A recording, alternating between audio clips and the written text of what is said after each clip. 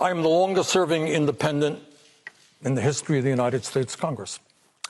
So what I'm going to tell you today is not something that you hear very often on Fox or CNN or ABC or the Washington Post, or in fact in the halls of Congress. What I'm going to tell you is that the working class and the middle class of this country are in serious trouble. We are moving toward an oligarchic form of society where a small number of billionaires not only have extraordinary wealth, they have extraordinary political power.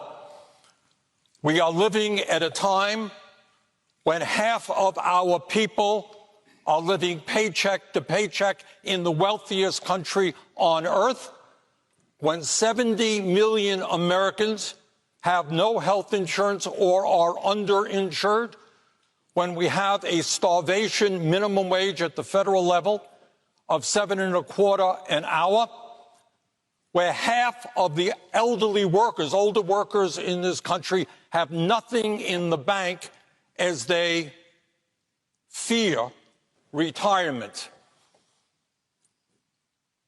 What I believe is that now is the time not to defend the establishment, which is doing phenomenally well.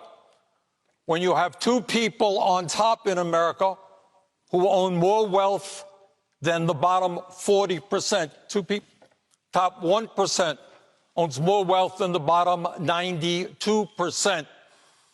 CEOs of major corporations today are making 350 times more than their workers, and we have more income and wealth inequality than any time in American history. Now is the time for the American people to stand up, make it clear that enough is enough, and that we need a government that starts representing all of our people, not just wealthy campaign contributors. What does that mean?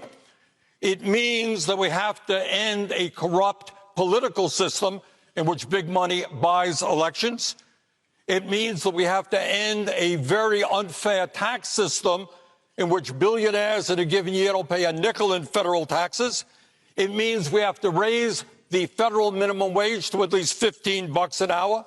It means that we have to join every other major country on earth in understanding that health care is a human right, not a privilege, and stop spending twice as much per capita on health care to enrich the drug companies and the insurance companies.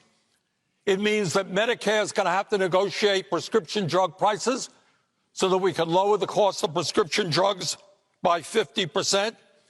It means that we cannot continue to be the only major country on earth not to have paid family and medical leave.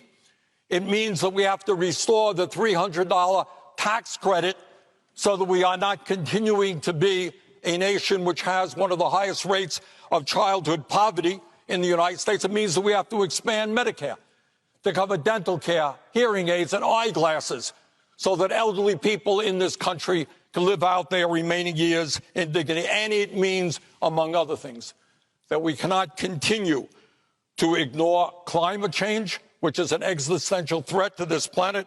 And obviously, given the tragedies that we have faced in the last month in terms of guns, we need serious and real gun safety legislation. Bottom line, let's create a government that works for all of us, not just the people on top. Thank you.